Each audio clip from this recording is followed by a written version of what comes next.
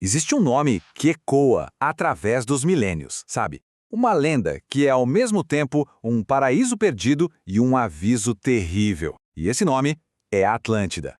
E foi com essas palavras bem dramáticas que o filósofo grego Platão não só contou uma história, mas deu início a um dos maiores mistérios da humanidade. Pensa só, uma busca que já dura mais de 2000 anos.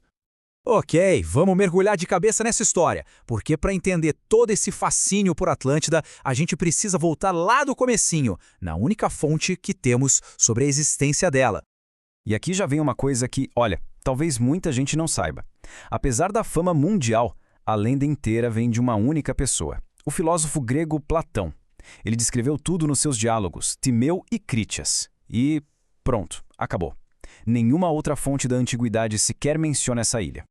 E o Platão, ele realmente pintou um quadro bem vivo, né? Ele descreveu uma superpotência que ficava para lá do Estreito de Gibraltar, com uma capital super engenhosa, toda feita de anéis de terra e água, uma sociedade rica, avançada, mas que, por causa da sua arrogância, acabou desafiando Atenas e foi punida pelos deuses, desaparecendo para sempre.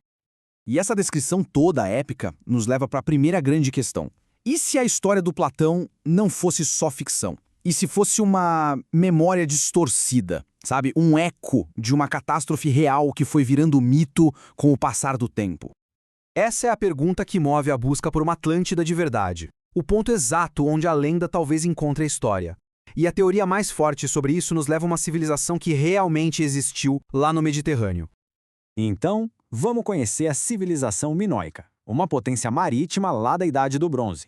Acontece que, por volta de 1620 a.C., o vulcão na ilha de Thera, que hoje a gente conhece como Santorini, explodiu de um jeito violentíssimo, causando tsunamis devastadores. E não muito tempo depois, a civilização minoica, que era super poderosa, simplesmente entrou em colapso. E quando a gente compara, as semelhanças são, nossa, impressionantes.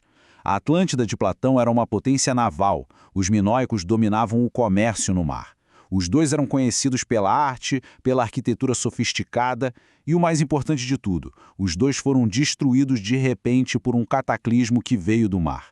A conexão é, no mínimo, muito intrigante. Mas para cada argumento a favor, existe um contra-argumento bem forte. E se a busca por um lugar físico for um erro desde o começo? E se Atlântida nunca foi um lugar, mas sim uma ideia, um alerta?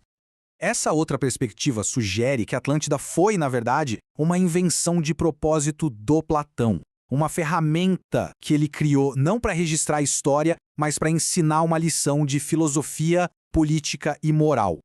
Para a gente entender isso, a gente precisa falar sobre o que é uma alegoria filosófica. Basicamente, é uma história inventada que serve para explicar ideias mais complexas. E o Platão era mestre nisso, como a gente vê na famosa alegoria da caverna dele.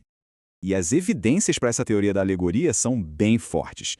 Primeiro, o Platão é a única fonte. Ponto. Segundo, a história se encaixa perfeitamente nos objetivos filosóficos dele, colocando uma Atenas ideal contra uma Atlântida corrupta pelo poder. E por fim, o fato que mais pesa: a completa falta de qualquer prova arqueológica, mesmo depois de séculos e séculos de busca.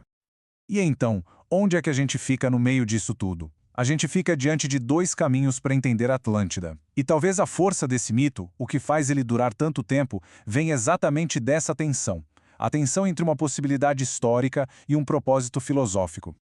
O debate todo se resume a isso. De um lado, a gente tem a Atlântida como um lugar real, um quebra-cabeça arqueológico. Do outro, a gente tem ela como uma fábula moral, que nunca envelhece sobre o perigo do orgulho que leva à ruína. Um lugar real ou uma lição poderosa? No fim das contas, talvez o verdadeiro valor dessa lenda não esteja em achar um lugar físico no fundo do oceano. Talvez a busca em si revele algo muito mais profundo sobre nós. Quem sabe a busca por Atlântida seja, na verdade, uma exploração daquela linha bem fininha que separa a história do mito. Uma forma de a gente confrontar os ideais que a gente busca como sociedade e os perigos que a gente enfrenta quando o poder nos corrompe. E essa é uma busca que talvez nunca tenha fim.